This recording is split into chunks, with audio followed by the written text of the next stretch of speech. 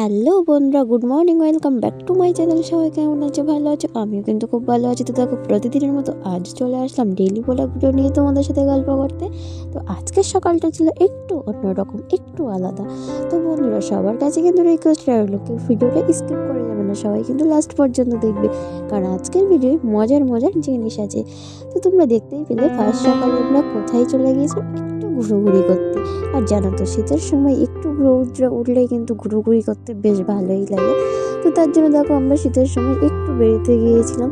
আর এখানে দেখতে পাচ্ছ, আমরা কিন্তু চলে এসেছিলাম সেই রোটারি মিশনারিজ পাবলিক স্কুলে। আর এই স্কুলের ভিডিও তো তোমরা অনেকবারই দেখেছো। তো দেখো, এখন এখানে তোমাদের দাদা ভাই খেলা করবে। তো তার জন্য আর আমরা এখানে উদ্দেশ্য এসেছিলাম একটু ঘুরে দেখতে বাগানটা। তো তার জন্য দেখো, আমরা বাগানের সাইডে চলে আসলাম। আর এই যে দেখো, সম্পূর্ণটা কিন্তু আলু লাগানো হয়েছে। আর এখানে কিন্তু বিভিন্ন রকমের সবজি চাষ করা হয়। তো তোমরা দেখতে পাচ্ছিলে আলু গাছ, আর এখানে কিন্তু কপি গাছ আছে প্রায় 3-4 রকমের।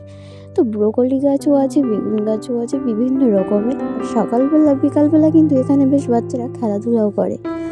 তো তারপরে দেখো, আমরা বাড়িতে চলে আসলাম। আর বাড়িতে আসার পরই কিন্তু এদিকে রান্না বান্না তোড়জোড় সম্পন্ন শুরু হয়ে গেল। আর প্রচণ্ড খিদেও পেয়ে গেছে, তার জন্য দেখো সকাল সকাল একদম পুরো তাড়াতাড়ি করে রেডি হয়ে বসে পড়েছি রান্না করতে। আর দেখো, সকালের খাওয়াটা ছিল একটু আলাদা রকমের। তো যাই হোক, সকালে কিন্তু আজকে ছিল বেগুন ভাজা, তারপরে ছিল বাঁধাকপি, তারপরের মেনু ছিল উচ্ছে আলু দিয়ে, তারপরে ছিল মাংস। আর এখানে কিন্তু দেখো, নারকেল ফাটানো হচ্ছে। তোমাদের দাদাভাই এই নারকেলটা ফাটাচ্ছিল, কারণ এই নারকেলের নাড়ু বানানো হবে। তো দেখো, নারকেলের ফাটানোর আগে নারকেলের জল কিন্তু আমি খেয়ে হাপুস করে দিয়েছি। তারপরে লাস্ট কাজ হলো নারকেল ফাটাতে আমি একদমই পারি না। তো তার জন্য তোমাদের দাদাভাই ফুটিয়ে দিল। আর এখানে দেখো, ছোট্ট ছোট্ট করে দাদাভাই নারকেলটাকে কুড়িয়ে নিচ্ছে।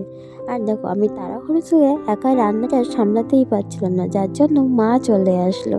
আর মা এসে কিন্তু আমার অনেকটাই সাহায্য করে দিল, কারণ রান্নাবান্না জিনিসটা এক হাত দ্বারাই কখনোই সম্ভব নয়।